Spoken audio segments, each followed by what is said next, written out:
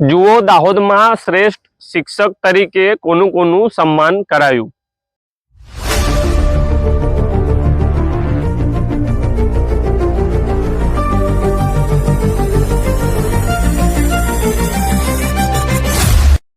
આજે શિક્ષક દિવસ છે।